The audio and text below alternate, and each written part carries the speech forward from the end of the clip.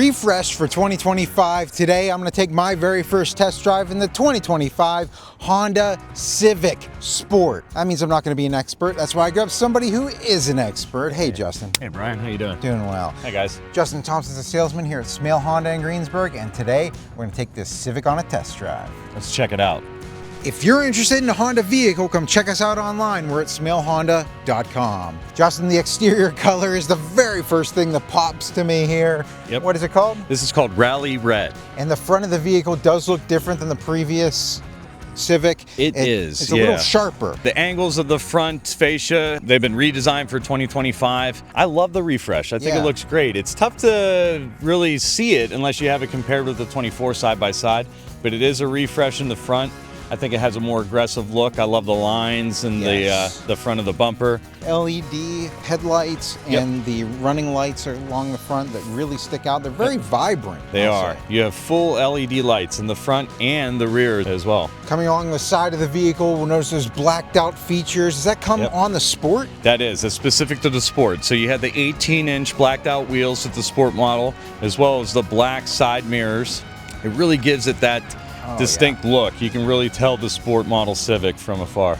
Coming around the back side of the vehicle, you'll notice those LED tail lights, the Civic and the Sport logo on the back. Getting into the trunk, it's a sedan style button, one press all the way up. You have a ton of space back here. A lot of space in the trunk. More than I was expecting, I'll say. Yep. And if you pick up the bottom section there, you do have a spare tire, jack and tools in order to change the tire as well. And then that gray funnel, if you care to know, that is if you need to fill your own gas. So let's say that somebody came to your rescue, you ran out of gas. You have to put the funnel in first, and I'll show you on the door here where you would put that before you would pour your gasoline in. The vehicles are tamper-proof, so go ahead and hit the side door when the vehicle's unlocked, and it will open up the door for the fuel, and you just put the pump in as normal when you're at the gas station. But that funnel's designed if you had to add your own, that's all. Cool. Well, it is the capless system, so that's good. No more forgetting that your cap at the... And when you lock the car, that locks that door as well. Then we have some latches back here in the trunk, right, Justin? Yeah, you can actually release the latches and then open up the side door and pull those down. So if you needed some extra room in the trunk... Yeah, that'll come all the way flat. Looks like that's 60-40 split. 60-40 split folding seats, yep. So do we have any cool key fob tricks, Justin? You bet. We have what's called Smart Entry, and you have a standard remote start with the Sport model as well. You have a remote start? Absolutely. That's it's awesome. Right on the key fob. It's that little arrowed circle button there. Yeah. And to remote start the car, I'll show you from here. The first step is to hit the lock button first, and immediately after, hold down your remote start button until you see your lights blink, then you can release your thumb. Okay, there we go. And it will blink 6 more times to ensure that the remote started. So if you're in the house or you're somewhere, you can look out the window and see that a remote started. It'll run for 10 minutes and then shut off. If you're really low on gas, it's smart enough, it'll shut you off early before it depletes you all the way.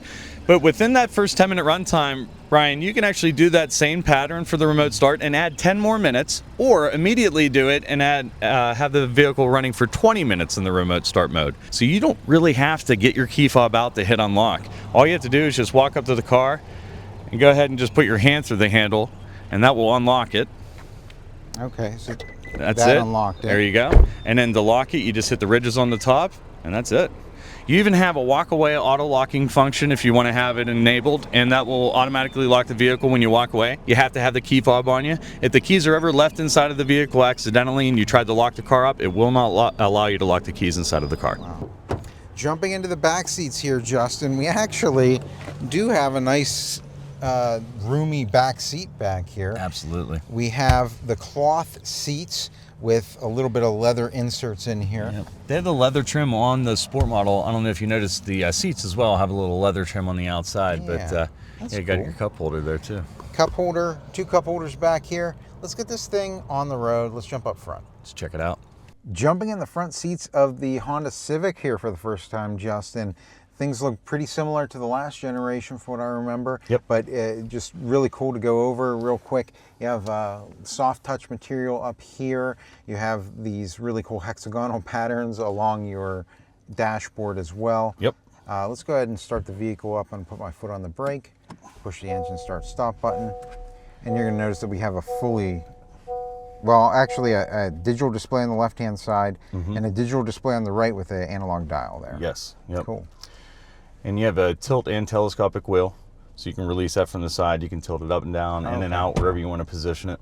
Yeah, any way I want to go with it, I can do that. Mm-hmm. We have that black leather steering wheel, and we have a lot of buttons here on the steering wheel itself. Mm-hmm. Starting over here on the left-hand side, we obviously have our audio controls there. We have, when I hit the home button here, it lets me toggle through the different things on the dashboard on the left-hand side there. We can go into our warnings, our fuel, all that trip meter, and all of our safety features and things like that.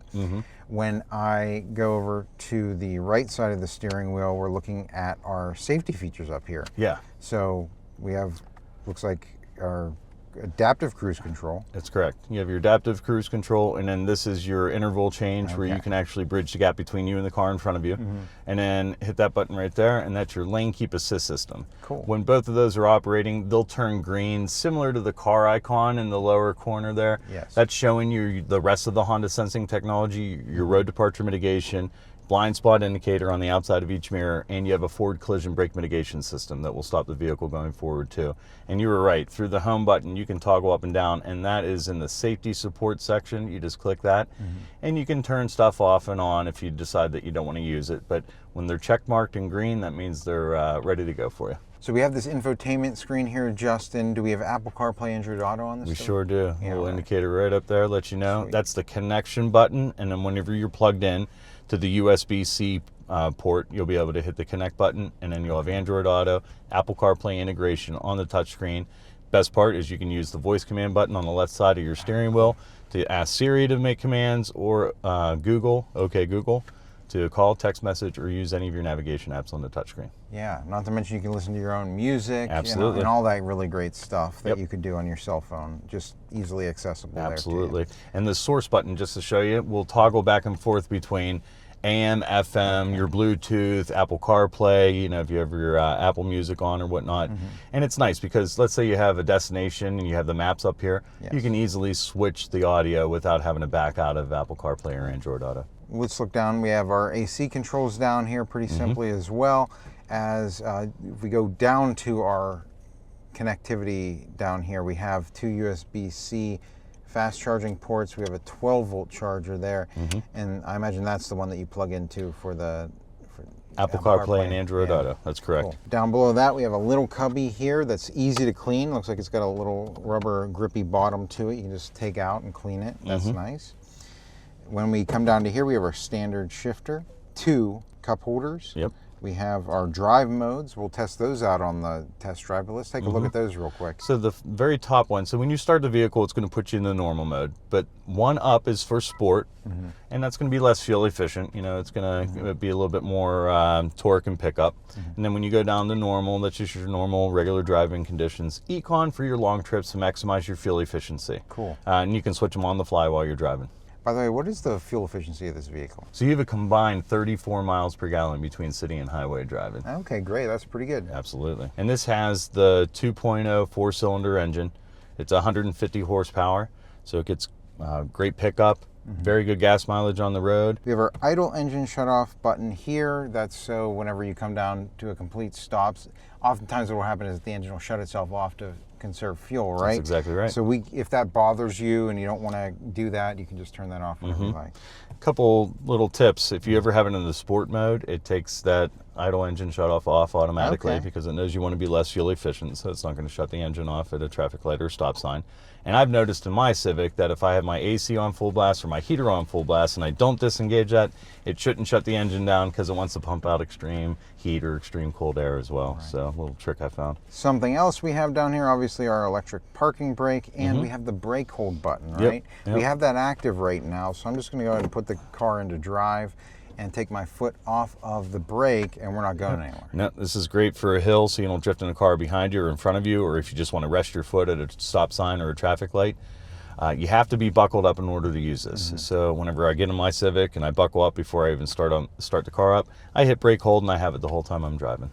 So right there, I just coasted forward, came to a complete stop again with the brake hold came up, my foot is off the brake, and I can rest my foot.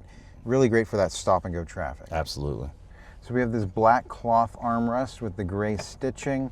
As I open that up, you can see down inside you have a little coin area there, and then a nice big deep armrest, I'd say, for storing stuff. I don't know if you remember the previous generations, how they had all the connections in the center console. Yeah. I always thought that was strange because everybody fills this up. It's very difficult to, fish your cord in and plug it in, especially if you have stuff in there. I love how Honda and, the past 5 years or so have, kept all the connectivity out of the center console.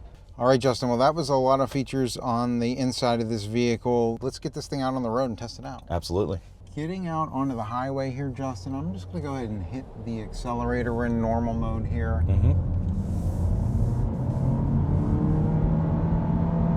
All right. And that's a nice smooth transition up to power. That's your CVT transmission. So for anybody watching this video for the first time and you're unfamiliar with Honda, a lot of newer vehicles have what's called a CVT transmission. That's your continuous variable transmission. It's actually one gear that's constantly adjusting the gear ratio depending on how you drive the vehicle, whether you're going uphill, downhill, or straight away. So it actually drives itself the most fuel efficient way possible. So kicking it into sport mode here, I'm just going to hit the accelerator and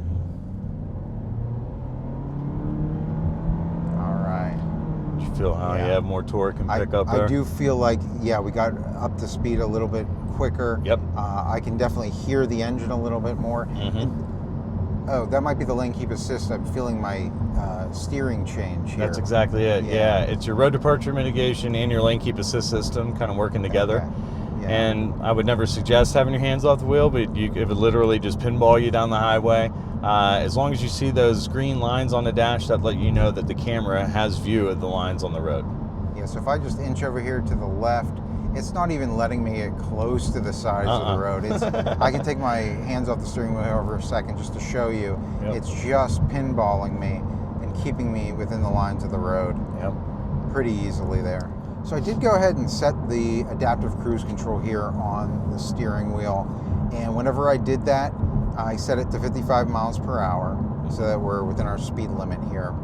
The car in front of us here is now within the gap that I have set. So you're going to see us start to slow down. We're slowing down 54. Yeah, it matches the speed of the vehicle that's in front of you. So let's say you have it set at whatever speed that you have, and you come upon a vehicle going slower than you, the camera will catch view of that vehicle and it will start to slow you up, which again, you can bridge that gap with that interval button. That's the one with the lines on it. And it'll, again, match the speed with the vehicle in front of you. And when you get in the fast lane and nobody's in front of you, it'll pop you back up to whatever speed you had set. Will this come all the way down to a complete stop? It will, yeah. Okay. So as long as you trust the traffic and nobody's stopping abruptly, you can let the vehicle come to a complete stop all the way to 0 miles an hour. And that is important to note, that a car has to be in front of you in order to do that. Absolutely, right? yeah. It's not going to come to a stop sign and stop itself. Nope, absolutely not. Nope. It matches the speed with the vehicle in front of you, and it won't let you hit that car in front of you. Coming to this parking lot, Justin, let's check out this backup camera real quick. I'm going to put the vehicle into reverse, and you can see those, as I turn the steering wheel, the lines change, right? Yep. Now we have a vehicle kind of moving through the parking lot willy-nilly right now, but we can see. Now you can change your camera angle views. So this is the widest angle view that we have, so we can see traffic coming from either side. And then this button right here is your cross monitor detection. It uses your blind spot info system, and it will indicate if any vehicles are traveling behind you and what side they're coming from with arrows. It'll beep for you.